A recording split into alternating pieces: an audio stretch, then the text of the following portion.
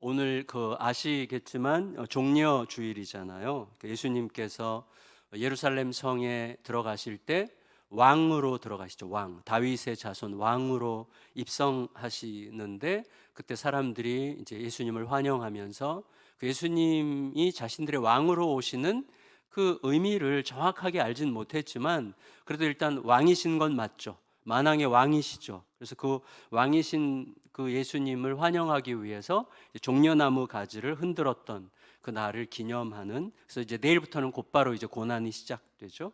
어쨌거나 오늘은 그 종려주일로 기념합니다. 그런데 다윗의 자손으로 오신 왕인데 왕이 좀 이상하게 오시잖아요. 그래서 새끼 나귀를 타고 아주 초라하게 오시죠. 그러니까 왕이셨지만 동시에 다른 존재로 오신 거죠. 그러니까 하나님을 등진 백성과 자기를 등진 백성들을 사랑하시는 하나님 사이에 메꿀 수 없는 영원한 간격이 생겼는데 그 영원한 간격을 자신의 몸을 던져 메꾸시기 위하여 오신 대제사장으로 오신 거죠. 그래서 오신 예수님께서 이제 내일부터 십자가를 본격적으로 지시기 위하여 그 길을 가시는데 그 길을 가시기 직전에 예수님께서 기도하십니다. 그래서 요한복음에서는 특별히 13장부터 예수님의 고별 설교가 시작이 되는데 17장은 그 고별 설교에 이어진 예수님의 고별 기도예요. 그래서 대제사장의 고별 기도, 이렇게 이제 이름을 붙일 수 있는 기도입니다. 아마도 이 요한복음을 기록한 요한은 이 기도를 들었던 것 같고 들은 이후에 계속해서 마음에 새겼을 것 같아요. 거의 외웠을 거예요. 외웠고 그걸 자기의 기도로 아마 많이 묵상했을 거고 학자들에 따르면 요한의 공동체가 있었을 거라고 예측하는데 요한의 공동체에서 이 기도를 많은 사람들이 함께 했으리라고 생각이 됩니다. 왜냐하면 예수님의 그 기도는 예수님만이 드릴 수 있는 기도이지만 그 기도에 우리를 참여시키고 계시거든요. 그래서 우리들도 그 기도를 통해서 굉장히 중요한 것들을 알게 됩니다. 그래서 이 기도의 전체 흐름을 보면 예수님은 처음에 자기를 위해서 기도하세요.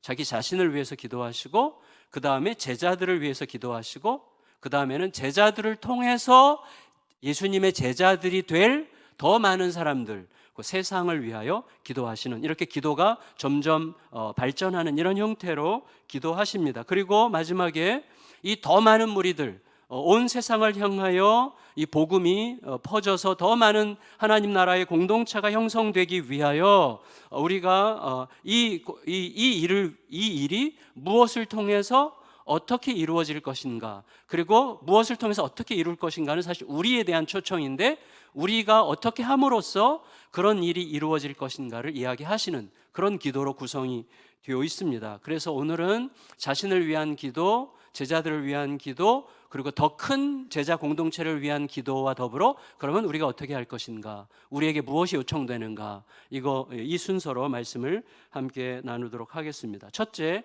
무척 중요해요. 이 첫째가. 왜냐하면 예수님이 자신을 위해서 기도하시는데 두 가지가 굉장히 두드러집니다. 하나는 뭐냐면 예수님의 기도는 승리 위에서 드리는 기도예요. 요즘에 성경 읽기의 방식 중에 굉장히 부각되고 격려되는 방식 중에 하나가 뭐냐면 부활하신 예수님과 함께 읽기거든요.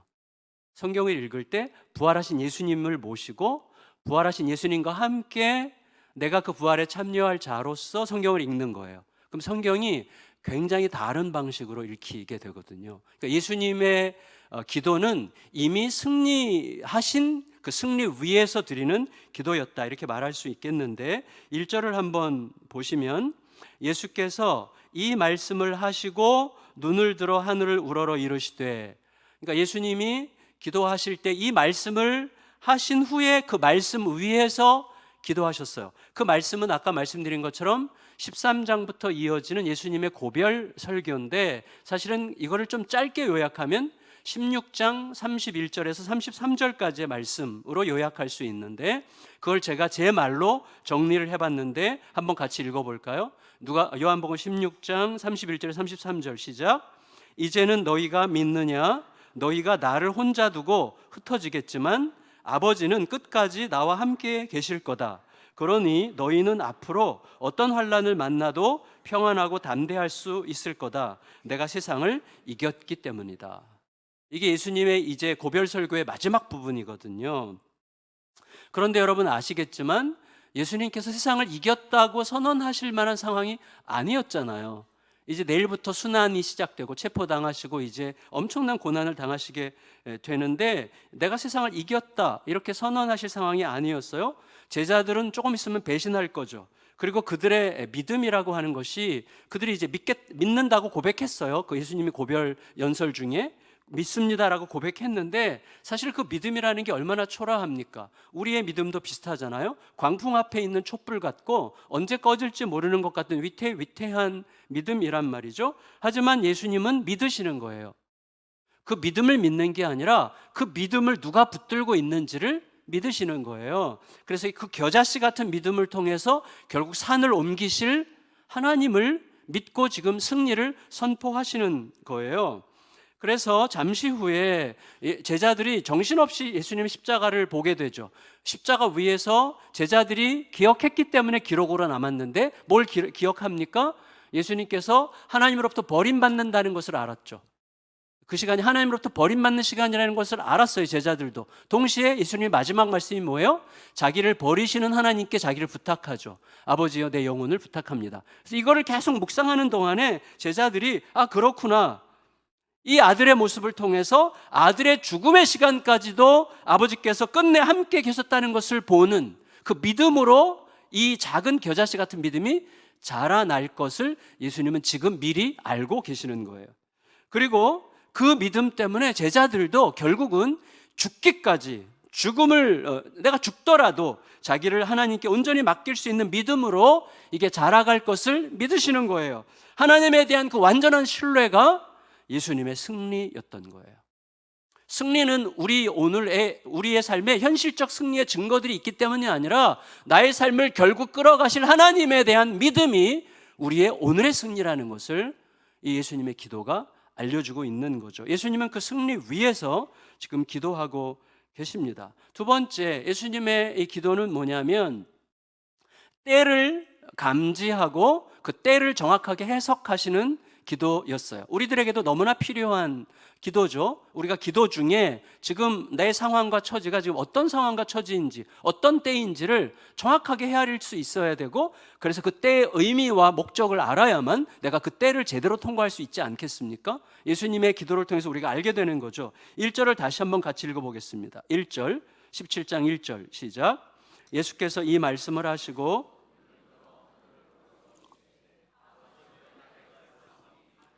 영화롭게 하사 아들로 아버지를 영화롭게 하게 하옵소서. 여러분, 예수님은 기도 중에 때를 감지하세요. 이제 내가 떠날 때가 됐다, 내가 이제 십자가를 질 때가 됐다는 것을 아세요. 근데 때가 이르렀사오니 이렇게 얘기해요. 그런데 그 때를 굉장히 새롭게 해석하시죠.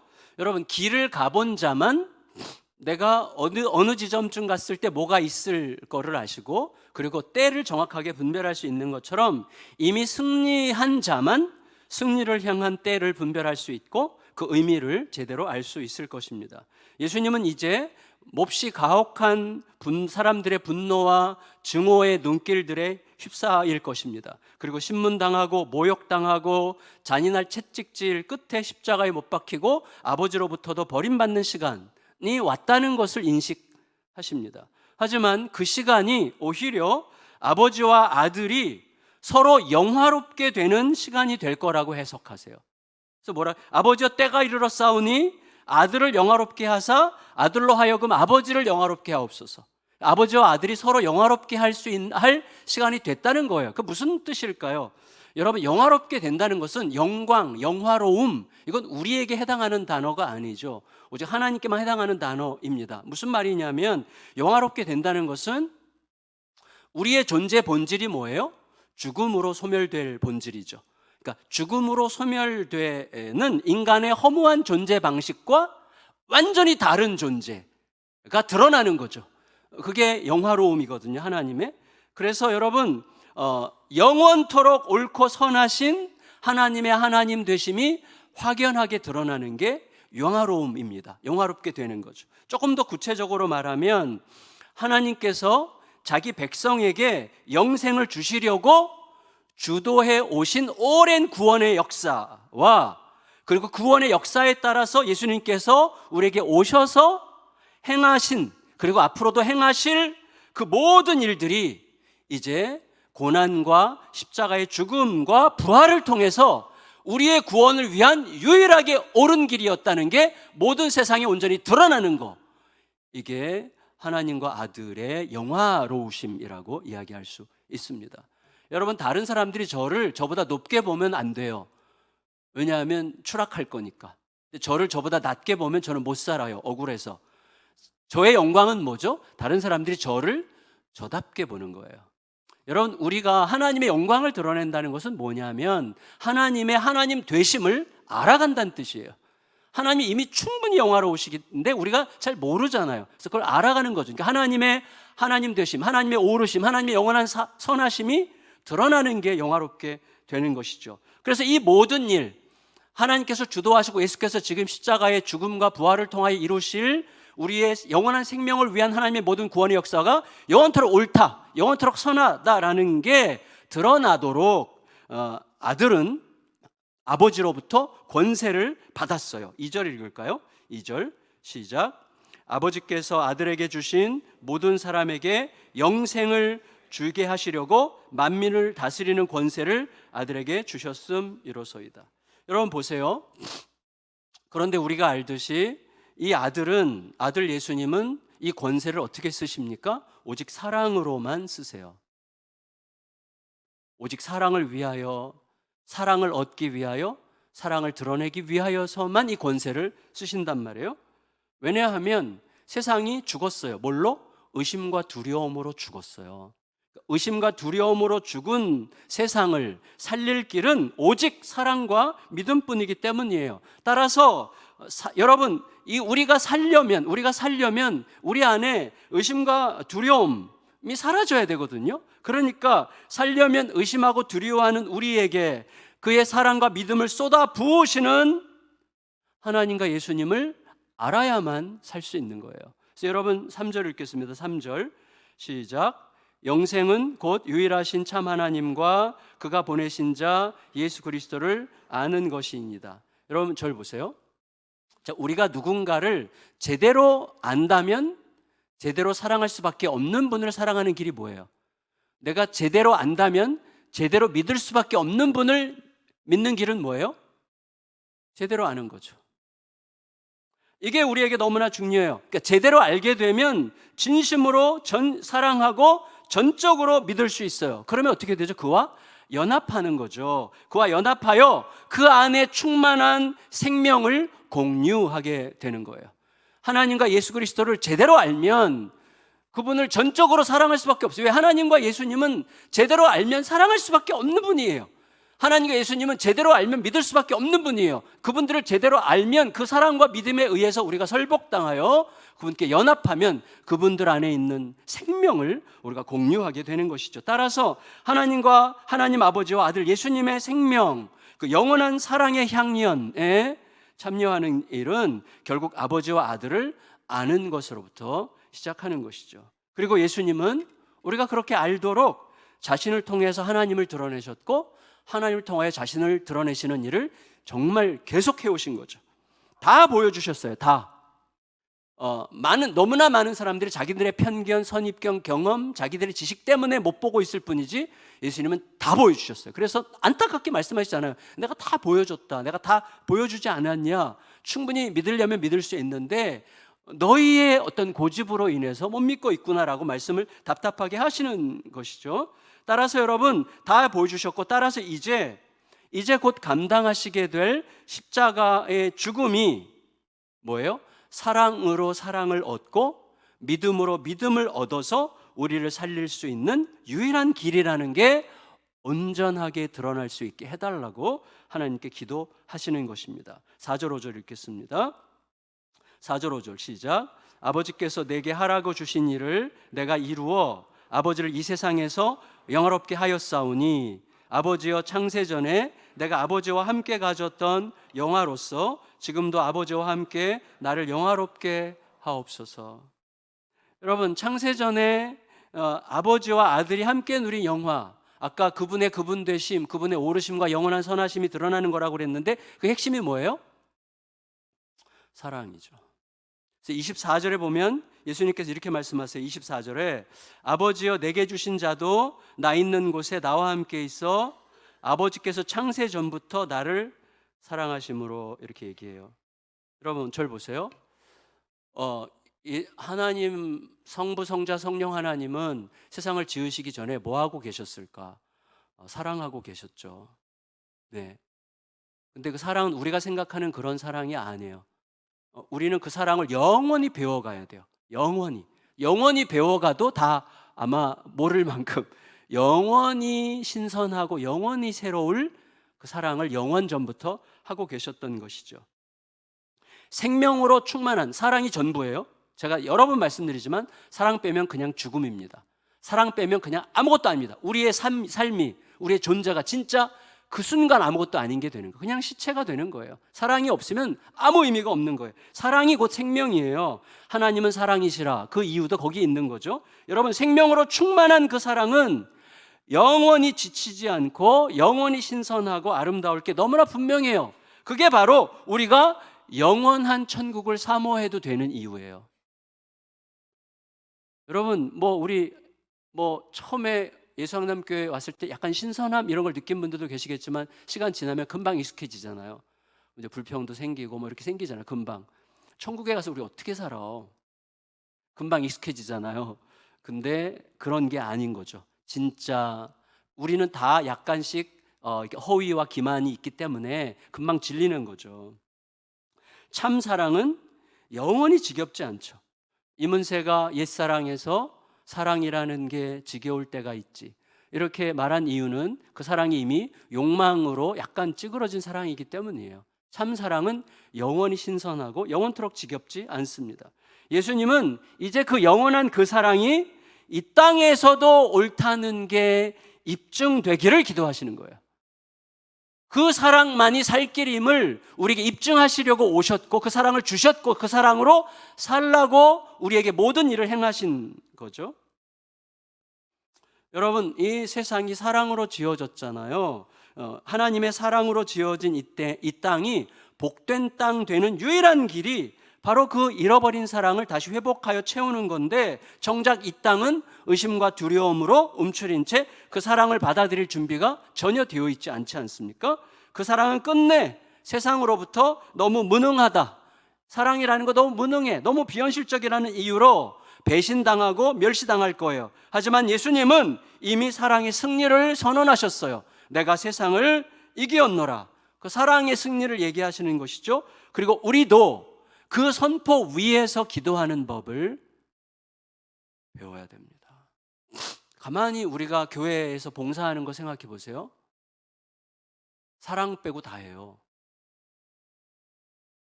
제가 지난번에 말씀드렸나요?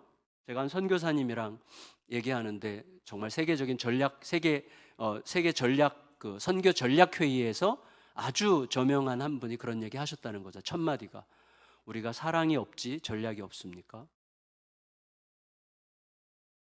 여러분, 우리가 여기서 뭘 이루겠어요? 이루려고 하는 게 도대체 뭐겠어요? 그게 하나도 이루지 않아도 아무 상관없어요. 솔직히 깨놓고 말하면. 근데 우리는 가장 중요한 사랑을 잃어가면서 그런 일을 해요. 정말 무서운 일이거든요. 그러니까 내가 사랑이 샘솟게 하는 방식이 아니라면 차라리 가만히 있어야 됩니다. 이게 무척 중요하죠. 사랑이 더 샘솟게 하기 위하여 우리가 이 모든 일들을 행하는 것 아니겠습니까? 그래서 예수님께서 이렇게 자기 자신을 위해서 기도하시는 거예요. 그리고 나서 이제 제자들을 위해서 기도하십니다. 여러분, 하나님의 구원의 여정은 진짜 버거운 여정이죠. 왜냐하면 이런 거죠. 강아지도 이전의 주인에게 엄청 얻어맞고 막 학대받았던 강아지도 새로운 주인을 만나서 마음을 여는데 엄청 시간이 오래 걸려요. 그렇죠. 근데 이 세상은 너무나 오랜 세월 동안 어둠에 갇혀 있었어요. 어둠에 갇혀서 빛 없이 사는 것에 익숙해져 있어요. 그리고 깊은 의심과 두려움에 갇힌 채, 그냥 깊은 의심과 두려움의 감옥에 갇힌 채 깜깜한 데서 너무 오래 살았어요. 신뢰를 다 잃어버렸어요. 사랑과 신뢰를 다 잃어버린 이 세상이 자신의 절망을 자각하고 자발적으로 사랑과 신뢰에 자기를 맡길 수 있을 때까지, 이건 엄청나게 버거운 여정이죠. 근데 그 여정을 뭐가 감당해요? 너무나 취약한 사랑과 신뢰의 방식으로 계속 빛을 비추고, 그래서 자발적으로 깨달아 돌아오도록 하는 이 길은 얼마나 버겁고 얼마나 위태로운 길입니까? 그게 하나님의 은혜의 길이에요. 근데 여러분, 그 위태롭고 버거운 길에서 이렇게 여러분 선택받아 이 자리에 앉으셨다는 것 자체가, 이거 자체가 어마어마한 기적이죠. 우리 존재 자체가, 우리들 자체가 어두움으로 가득하고 죄로 막 물들어서 막 어쩔 줄 모르고 이기적이고 의심과 두려움에 늘 사로잡혀 있고, 여전히 지금도 그렇지만 그래도 예수 그리스도의 사랑과 신뢰가 더 옳다는 것을 내가 깨달아가면서 여기 있는 거잖아요. 이거 자체가 엄청난 기적이죠. 이것 때문에 예수님께서는 처음에 어떻게 시작하셨습니까? 12명 택하셨어요. 12명 택하시고 당신의 사랑으로 사랑을 얻으시려고, 당신의 신뢰로 신뢰를 얻으시려고, 그 사랑과 신뢰를 가르치려고 하셨죠. 여러분, 그 길이 얼마나 어려웠던지, 꼴랑 12명 중에 하나는 스승을 버리잖아요. 스승을 팔아버리잖아요. 너무나 어려운 길이에요. 하지만 남은 자들에게는 이제 아주 작은 씨앗이 심겨진 거예요. 6절에서 8절까지 읽겠습니다. 6절에서 8절 시작. 세상 중에서 내게 주신 사람들에게 내가 아버지의 이름을 나타내었나이다. 그들은 아버지의 것이었는데 내게 주셨으며 그들은 아버지의 말씀을 지켰나이다. 지금 그들은 아버지께서 내게 주신 것이 다 아버지께로부터 온 것인 줄 알았나이다. 나는 아버지께서 내게 주신 말씀들을 그들에게 주었사오며 그들은 이것을 받고 내가 아버지께로부터 나온 줄을 참으로 아오며 아버지께서 나를 보내신 줄도 믿었사옵나이다. 그런데 여러분, 너무나 지금 안타까운 건 뭐예요? 이제 제자들 안에 심겨진 이 작은 정말 아슬아슬한 믿음, 이 작고 초라한 씨앗이 이제 곧 격렬한 태풍을 통과해야 돼요. 그 사랑을 심어주신 스승은 이제 곧 떠날 거예요. 그리고 떠나가는 그의 과정 자체가 너무나 처절해. 이 작은 씨앗을 완전히 뭉개버리고도 남을 만큼 너무나 혹독하게 떠나가요. 도대체 이게 뭐야? 그 대단한 스승인 줄 알았던 예수님이 너무나 처참하게 떠나가잖아요. 그런데 예수님이 지금 이 기도에 깔고 계신 유일한 희망이 뭐예요? 의심과 두려움은 세상이 만든 거고 사랑과 믿음은 하나님이 주신 거라는 사실이 유일한 희망이에요. 아무리 초라해 보여도, 아무리 위태로워 보여도 하나님으로부터 나왔다는 게 희망이에요. 그리고 의심과 두려움은 아무리 거세고 아무리 대단해 보여도 사람이 만든 것에 불과하다는 게 우리의 희망입니다. 이게 중요해요. 여러분, 9절 10절 읽겠습니다. 9절 10절 시작. 내가 그들을 위하여 비옵나니 내가 비옵는 것은 세상을 위함이 아니요 내게 주신 자들을 위함이니이다. 그들은 아버지의 것이로소이다. 내 것은 다 아버지의 것이요 아버지의 것은 내 것이온데 내가 그들로 말미암아 영광을 받았나이다. 그들의 작은 믿음으로 말미암아 이제 예수께서 이 땅에 오신 목적과 이유가, 십자가를 지실 이유가 옳다는 게 증명될 날이 가까웠다고 지금 기뻐하시는 거예요. 그래서 그걸 위해서, 제자들을 위해서 집중해서 기도하시는데, 예수님께서 내가 기도하는 것은 세상을 위해서가 아니라 제자들을 위해서 기도하신다고 한 것은, 세상은 내 기도의 대상이 아니고 세상은 내 지금 관심 대상이 아니라는 뜻이 아니라 제자들을 위한 진정한 기도가 결국은 세상을 위한 기도라는 그런 의미입니다. 여러분, 제자들 안에 심겨진 이 사랑과 믿음의 작은 씨앗이 끝끝내 버텨서 사랑과 신뢰의 공동체로 세워지는 게 그 세상을 위한 가장 위대한 길이 될 거예요. 이제 조금 예수님께서 이제 죽으시고 부활하시고 조금 있다가 교회가 딱 탄생하잖아요. 교회가 얼마나 대단한 속도로 퍼져나갑니까? 우리 여기까지 왔잖아요. 여러분, 따라서 우리가 여기서 꼭 기억해야 될 게 있어요. 뭐냐면, 우리가 진실로 세상을 위할 수 있는 길은 세상을 위해서 뭘 찾고 막 그럴 필요가 없어요. 우리가 진짜로 예수님을 사랑하는 거예요. 진짜로 복음의 진심이 되는 거예요. 예수님과 예수님의 복음의 진심이 되면 우리의 그것으로부터 세상이 살 길이 나오는 거예요. 여러분 보세요. 윌리엄 윌버포스 너무나 잘 아시잖아요. 세계 노예 무역 제도를 폐지한, 영국에서 폐지해서 전 세계로 퍼져나게. 그러니까 한 역사에 엄청난 획을 그은 사건이죠. 그런데 여러분, 윌리엄 윌버포스는 금수저로 태어났어요. 그래서 평생 먹고 놀고 탕진해도 남을 만큼 충분한 재산을 물려받았어요. 그래서 실제로 술과 도박과 유흥에 빠져가지고 흥청망청 살았어요. 근데 그가 25살에 복음을 만났습니다. 예수 그리스도의 사랑에 완전히 감싸였어요. 그러고 나서 매일매일 말씀의 이끄심을 받는 동안에 갑자기 말씀의 이끄심을 받았어요. 예수님을 더욱더 사랑하게 되니까 어느 날부터 흑인 노예들에게 눈길이 가는 거예요. 왜? 예수님의 눈이 거기에 가 있으니까. 하나님의 눈은 항상 세상을 살릴 눈이죠. 내가 하나님을 더 진짜로 사랑하면 우리도 모르게 하나님의 눈길이 간 그곳에 내 눈길이 가게 되어 있는 거예요. 그러니까 우리는 하나님께, 예수 그리스도와 그의 복음에 집중하는 게 너무나 중요한 것이죠. 그러다 보니까 어떻게 해요? 이 사람이 정치인이 됐고 노예 무역 폐지를 위해서 모든 걸 걸고 싸우잖아요. 당시 영국 예산, 1년 예산의 20% 내외가 노예 무역으로 얻는 수익이었다고 하는데, 그 당시에 노예 무역 제도를 폐지하자는 것은 오늘날 21세기 대한민국에서 자동차 산업을 중지하자는 것과 똑같아요. 미친 짓이에요. 그래서 20년 동안 투쟁을 하는데, 뭐 자동차 산업은 좋은 거니까, 나쁜 건 아니니까 괜찮지만 노예 무역 제도를 폐지하기 위해서 20년을 걸고 싸우고 엄청난 반대에 부딪히고 엄청난 조롱과 모욕을 받았지만 결국은 한 사람 한 사람씩 모여서 교회가 됐고, 교회가 든든하게 하나 되어서 지탱하면서 결국은 이겨내죠. 결국은 1807년에 노예무역 폐지 법안을 통과시키죠. 그 파장은 엄청나요. 그 파장으로 영국의 경제 구조가 바뀌고 사회 질서가 바뀌고 영적 분위기가 전면적으로 바뀌고 세계 노예제도 폐지가 되는 막대한 영향을 끼치게 되는 것이죠. 혼자 한 일이 아니에요. 신실한 동료들과 교회가 복음에 대한 헌신으로 딱 하나가 돼가지고 기도하고 함께 한 마음으로 헌신했기 때문에 가능할 수 있었습니다. 그런 의미에서 예수님의 제자들을 위한 두 번째 기도는 그들의 하나됨을 위한 기도였습니다. 여러분, 하나됨, 우리도 하나 됐다고 느낄 때가 있죠? 마음이 통할 때, 기분 좋을 때, 이해관계가 맞아 떨어질 때, 그건 진정한 의미의 하나됨은 아니죠. 하나됨은 이해관계로 맺어지는 게 아니고 아버지 하나님과 아들 예수님 사이에 충만한 사랑과 신뢰가 우리 안에 진짜로 흐를 때 이루어지는 연합이죠. 그게 하나됨입니다. 그래서 그 하나됨은 세상의 공격과 시련 중에도 하나님 편에 서 있다는 기쁨을 잃지 않게 하는 거예요. 이게 중요해요. 무슨 말이냐면, 여러분, 우리가 하나 됐다고 느낄 때, 우리가 연합했다고 느낄 때, 많은 경우에 우리들은 내가 별일 없을 때예요, 솔직히. 내가 공격받지 않을 때. 근데 내가 조금이라도 공격받는 것 같고, 내가 조금이라도 억울한 것 같고, 내가 조금이라도 손해보는 것 같고, 혹은 내가 무시당하는 것 같고 하면 즉시 깨지는 하나됨은 사랑과 신뢰의 하나됨이 아니잖아요.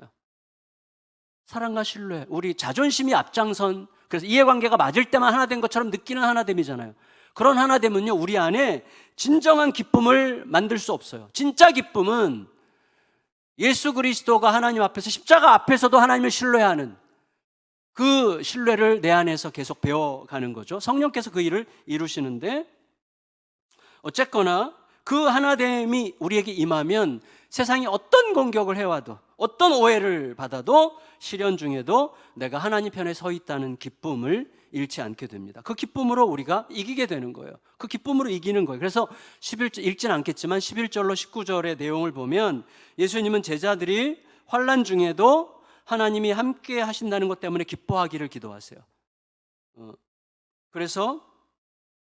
그리고 진리를 따를 때만 누리는 자유, 진리를 내가 따르고 있다는 게 확실할 때만 누릴 수 있는 자유로 그들이 자유하기를 기도하세요. 그래서 그 기쁨과 자유가 모든 시련을 이기고 세상을 살릴 거라는 것을 믿고 계십니다. 물론 갈 길은 너무나 험해요. 세상이, 제자들이 예수님의 사랑과 신뢰를 품고 우리가 살아가는 대여나 학교에서 쉽지 않지? 쉽지 않아요. 그러니까 우리 여기서 우리가 하나님으로부터, 예수님으로부터 사랑과 신뢰를 배워서 그 사랑과 신뢰로 살아가려고 할 때 학교에서, 직장에서, 세상에서, 뭐 심지어 가정에서, 부부관계에서도 정말 험한 길입니다. 특히 이 세상의 질서가 그 길을, 그 사랑과 신뢰의 길을 멸시하고 미워해요. 하지만 신자들은 자기들을 열렬히 미워하는 세상을 떠나지 않습니다. 그게 신자들이죠. 악으로 가득한 세상에서 하나님의 선하심만 의지함으로 세상을 살릴 수 있는 유일한 존재가 바로 신자들이기 때문에 떠날 수 없어요. 미움 받으면서도 떠날 수 없어요. 욕먹으면서도 떠날 수 없는 거예요. 그래서 예수님은 제자들을 위해서 간절히 기도하시는 거예요. 예수님, 하나님, 이들을 세상에서 지켜주십시오. 이들을 세상에서 데려가라는 기도가 아니라 세상에 머물러 있되 세상으로부터 엄청난 공격을 받더라도 이들이 끝까지 지키고 결국은 그들이 지킨 우리 하나님과 나 사이에 있는 그 사랑과 신뢰로 세상을 이기는 그날까지 이들을 좀 지켜주십시오 라고 기도하시는 것이죠. 여러분, 우리가 세상을 등지지 않고 세상에서 진실로 복되게 사는 길은 내 이익을 위해서 세상을 이용하려고 하는 계산을 버리고 세상을 사랑하여 기여하려는 마음을 갖는 거예요. 무슨 말이냐면 이렇게 쉽게 설명하면 더 나을 것 같아요. 제가 여러 번 말씀드렸지만 설교하기 전에 초조합니다. 왜 초조하죠? 설교를 망치지 않고 싶어서.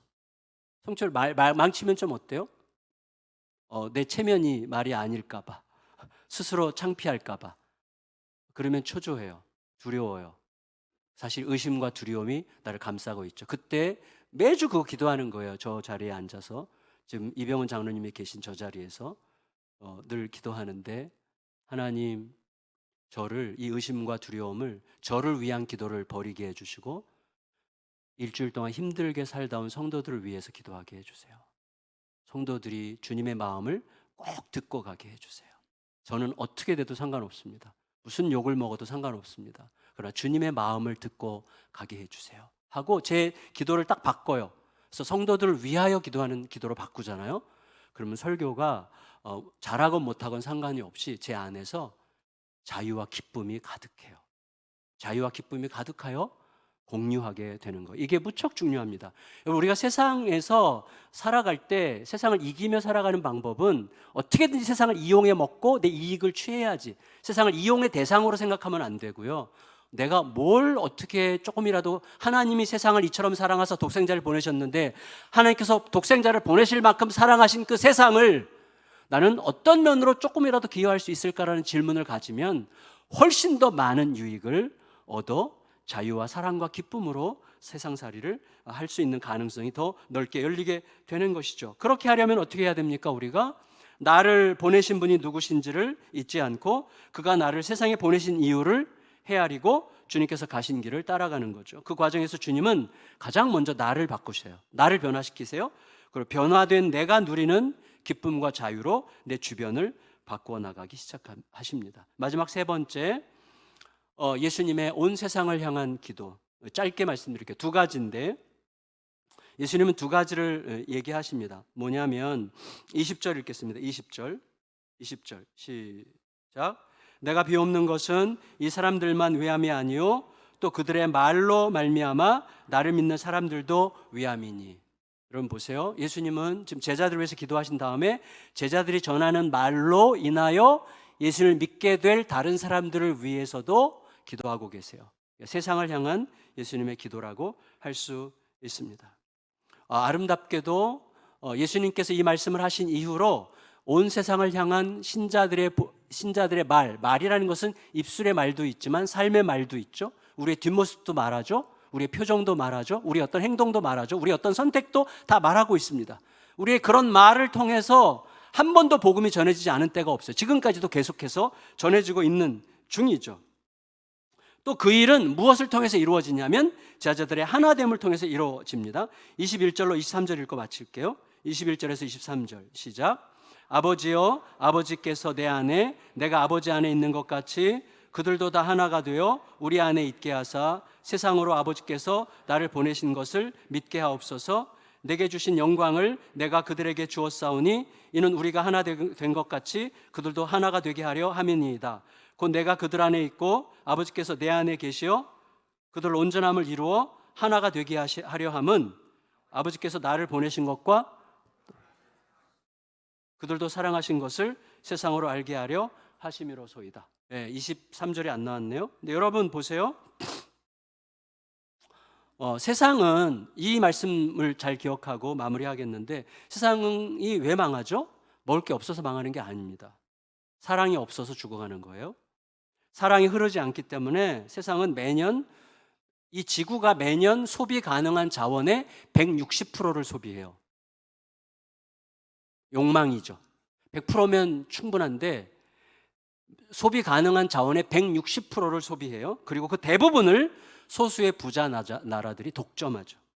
우리도 저도 그렇고 먹고 남기는 게 너무 많죠. 자원이 부족한 것도 문제지만 사랑이 없는 게 훨씬 더 심각한 문제입니다. 세상에 살아날 길은 사랑밖에 없어요. 근데 그게 사랑이신 하나님이 세상을 지으신 증거예요. 세상은 사랑 빼면 그냥 죽음인데, 따라서 세상을 사랑이신 하나님이 지으셨다는 증거예요. 그리고 이 세상은 그 사랑의 하나님을 통해서만 살아날 수 있다는 증거예요. 사랑은, 우리에게는 사랑의 자원이 없어요. 사랑은 어디에서도 나올 수 없어요. 하나님으로부터 밖에 나올 데가 없어요. 그런데 세상을 살리신 하나님의 사랑을 교회가 제대로 가지고 있다는 증거가 하나됨이에요. 맞잖아요. 세상을 살릴 하나님의 사랑을 교회가 가지고 있다는 유일한 증거가 하나됨이에요. 그렇다면 교회의 분열은 세상의 살 길을 짓밟는 잔혹한 잔인한 행위예요. 교회의 분열은 너무나 무서운 범죄입니다. 세상이 살 수 있는 유일한 길을 짓밟는 거예요. 교회가 그 길을 가니까 세상이 희망을 찾을 데가 없잖아요. 왜 그렇게 목을 외쳐서 교회를 욕합니까? 사랑을 배울 수 있는 유일한 곳이 깨졌기 때문이에요. 이게 너무나 두려운 일이죠. 그래서 교회는 가장 위태로운 순간에도 사랑과 신뢰로 승리하신 예수님을 의지해서 돈과 권력과 공명심과 자랑과 과시적인 기만과 거짓과 위선을 단호하게 버리고 주님으로부터 임하는 사랑과 신뢰를 붙들어서 하나 되어야 됩니다. 여러분, 예수님의 사랑이 진짜가 되면 우리는 어느새 계산적인 행동들이 미워지기 시작해요. 힘과 권력을 의지하려는 마음이 아주 누추하게 보이죠. 복음이 내보내는 사랑과 신뢰가 나와 세상을 살릴 유일한 능력이라는 것을 확신하게 됩니다. 예수님은 그걸 위해서 교회를 세우셨고 그 일을 계속 이루시려고 우리들의 가정으로 파송하시고 우리 일터로 파송하시고 세상으로 보내신 거예요. 아버지께서 나를 보내신 것 같이 나도 너희를 보내노니. 예수님이 우리를 파송하시죠. 우리는 예수님의 그 꿈을 함께 꾸고 함께 이루어 가도록 부름받았다는 사실을 기억하고 우리 일상에서부터 그 꿈을 아름답게 잘 이루어가고 그 열매들을 기쁘게 함께 공유하는 복된 자리를 누리고 그 길을 걸어갈 수 있게 되기를 예수님의 이름으로 축원합니다. 우리 같이 복음 기도